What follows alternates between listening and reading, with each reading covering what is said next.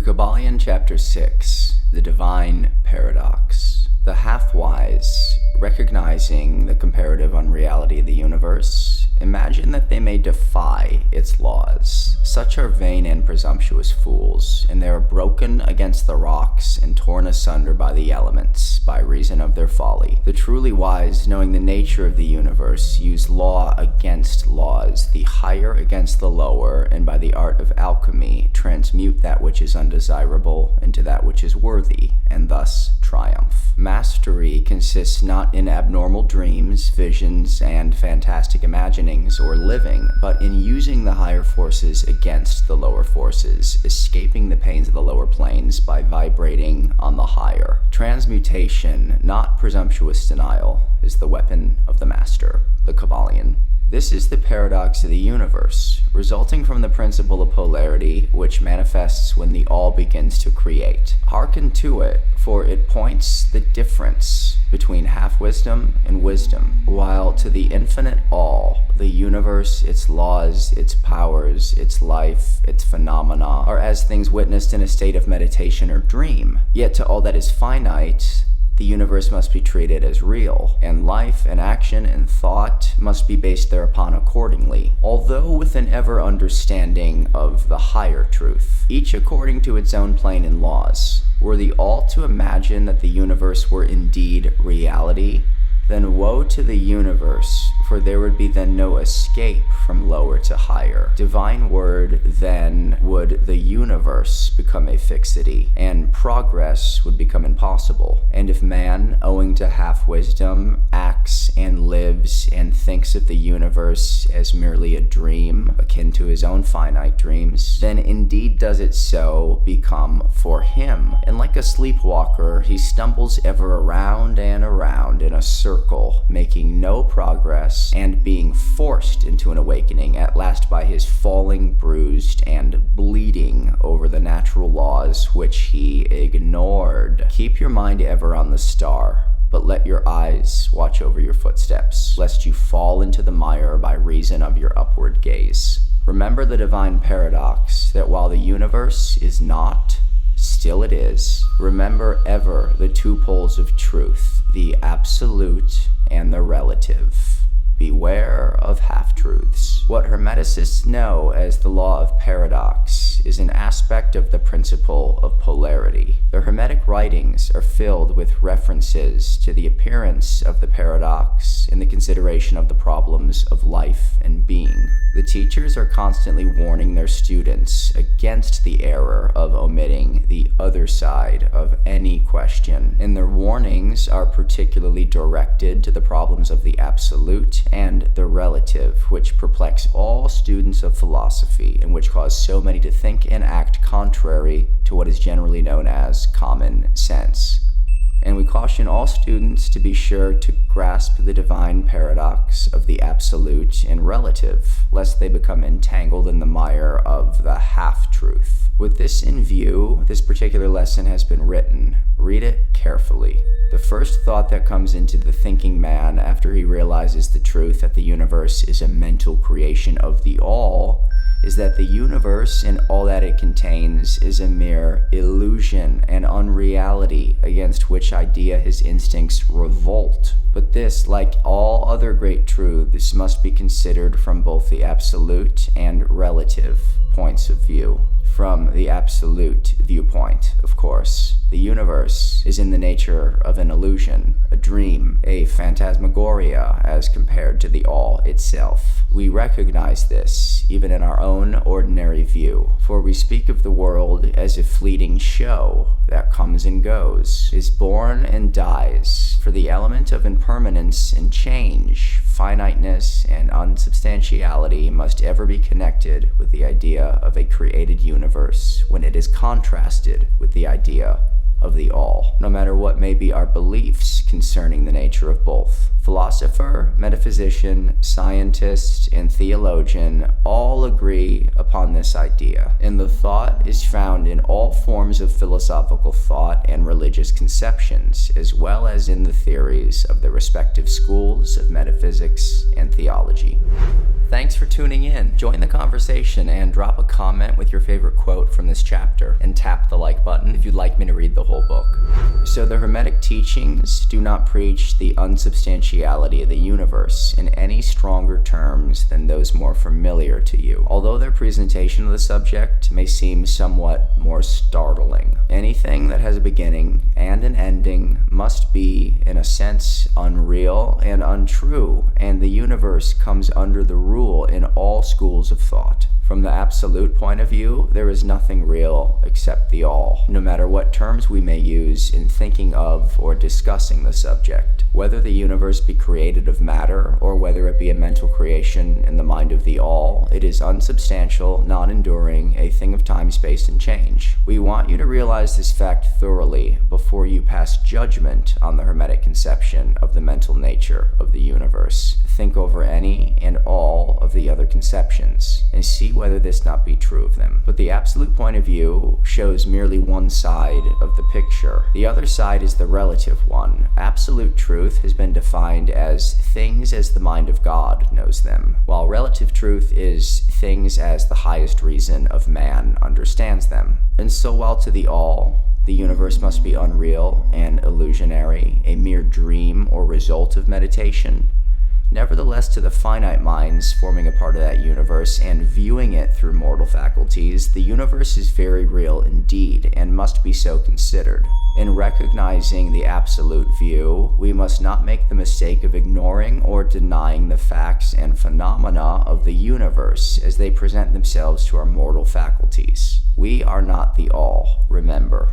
To take familiar illustrations, we all recognize the fact that matter exists to our senses. We will fare badly if we do not, and yet even our finite minds understand the scientific dictum that there is no such thing as matter from a scientific point of view. That which we call matter is held to be merely an aggregation of atoms, which atoms themselves are merely a grouping of units of force called electrons or ions, vibrating in a constant circular motion. We kick a stone and we feel the impact. It seems to be real, notwithstanding that we know it to be merely that we have stated above. But remember that our foot, which feels the impact by means of our brains, is likewise matter, so constituted of electrons, and for that matter, so are our brains. And at the best, if it were not by reason of our mind, we would not know the foot or stone at all. Then again, the ideal of the artist or sculptor, which he is endeavoring to reproduce in stone or on canvas, seems very real to him. So do the characters in the mind of the author or dramatist, which he seeks to express so that others may recognize them. And if this be true in the case of our finite minds, what must be the degree of reality in the mental images created in the mind of the infinite? Oh, friends, to mortals, this universe of mentality is very real indeed. It is the only one we can ever know, though we rise from plane to plane, higher and higher in it. To know it otherwise, but actual experience, we must be the all itself. It is true that the higher we rise in the scale, the nearer to the mind of the Father we reach, the more apparent becomes the illusory nature of finite things. But not until the all finally withdraws us into itself does the vision actually vanish. So we need not dwell upon the feature of illusion. Rather, let us, recognizing the real nature of the universe, seek to understand its mental laws and endeavor to use them to the best effect in our upward progress through life as we travel from plane to plane of being. The laws of the universe are nonetheless iron laws because of the mental nature. All except the all are bound by them. What is in the infinite mind of the all is real in a degree second only to that reality itself, which is vested in the nature of the all. So do not feel insecure or afraid. We are all held firmly in the infinite mind of the all, and there is naught to hurt us or for us to fear. There is no power outside of the all to affect us. So we may rest calm and secure. There is a world of comfort and security in this realization when once attained. Then calm and peaceful do we sleep, rocked in the cradle of the deep, resting safely on the bosom of the ocean of infinite mind, which is the all indeed do we live and move and have our being.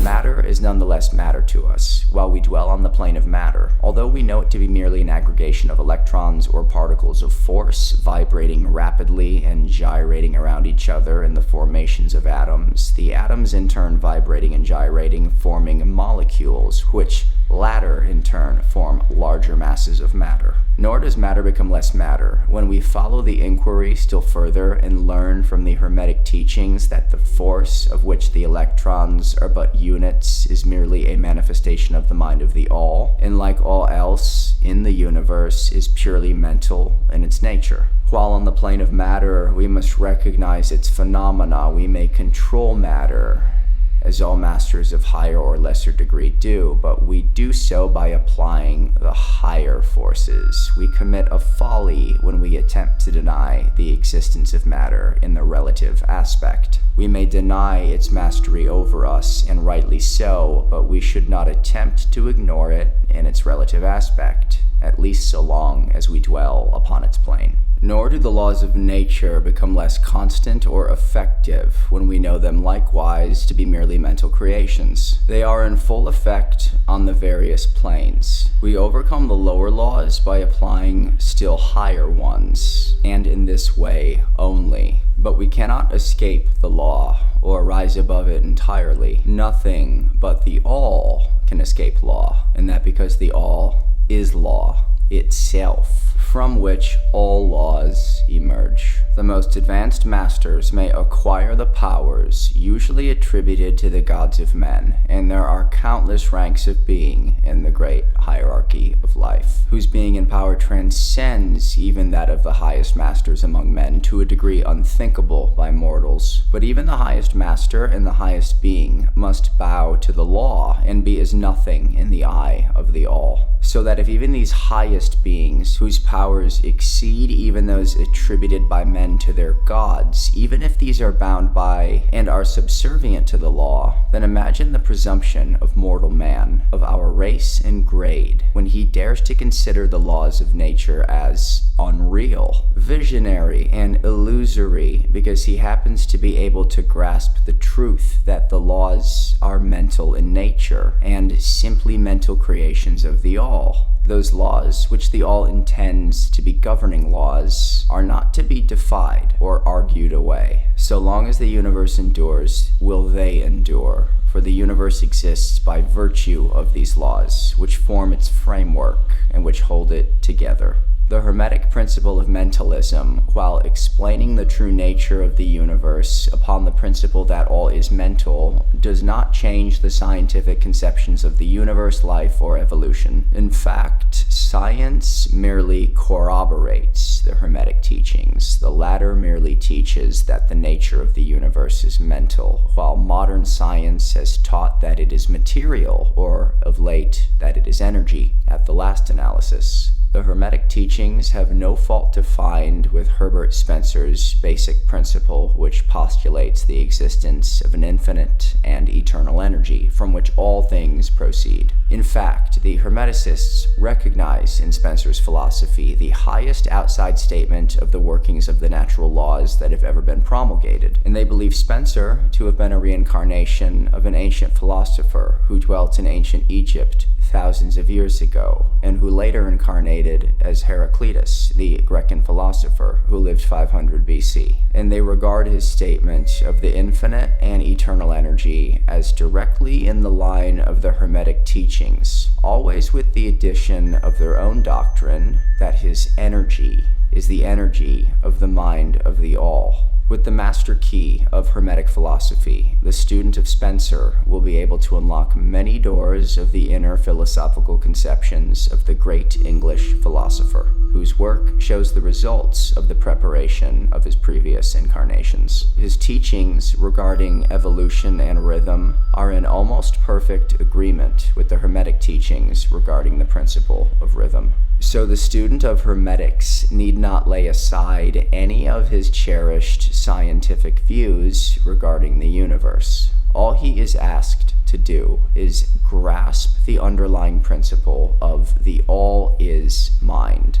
The universe is mental, held in the mind of the all. He will find that the other 6 of the 7 principles will fit into his scientific knowledge and will serve to bring out obscure points and to throw light in dark corners. This is not to be wondered at when we realize the influence of the Hermetic thought of the early philosophers of Greece, upon whose foundations of thought the theories of modern science largely rest. The acceptance of the first Hermetic principle, mentalism, is the only great point of difference between modern science and Hermetic students, and science is gradually moving toward the Hermetic position, and it's groping in the dark for a way out of the labyrinth into which it has wandered in search for reality. The purpose of this lesson is to impress upon the minds of our students the fact that, to all intents and purposes, the universe and its laws and its phenomena are just as real, so far as man is concerned, as they would be under the hypotheses of materialism and energism.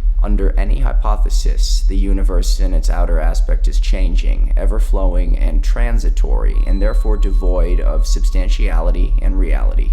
But note the other pole of truth under the same hypotheses. We are compelled to act and live as if the fleeting things were real and substantial, with this difference always between the various hypotheses that under the old views, mental power was ignored as a natural force, while under mentalism, it becomes the greatest natural force. And this one difference revolutionizes life to those who understand the principle and its resulting laws and practice.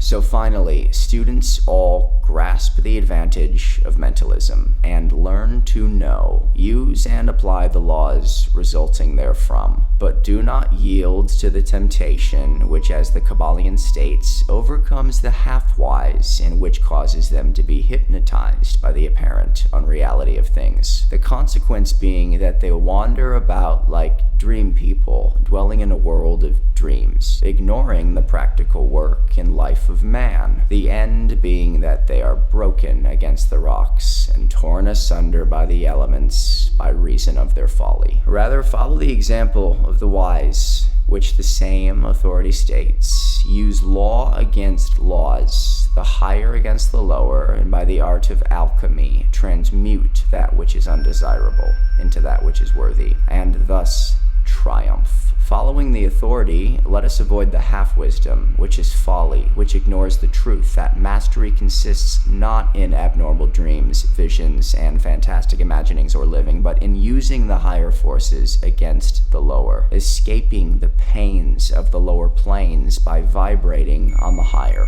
Remember always, student, that transmutation, not presumptuous denial, is the weapon of the master. The above quotations are from the Kybalion and are worthy of being committed to memory by the student. We do not live in a world of dreams, but in an universe which, while relative, is real so far as our lives and actions are concerned. Our business in the universe is not to deny its existence, but to live, using the laws to rise from the lower to the higher, living on and doing the best we can under the circumstances arising each day, and living so far as is possible to our biggest ideas and ideals. The true meaning of life is not known to men on this plane, if indeed to any, but to the highest authorities and our own intuitions teach us that we will make no mistake in living up to the best that is in us, so far as possible, and realizing the universal tendency in the same direction in spite of apparent evidence to the contrary. We are all on the path, and the road leads upward ever, with frequent resting places. Read the message of the Kybalion and follow the example of the wise, avoiding the mistake of the half-wise, who perish by reason of their folly.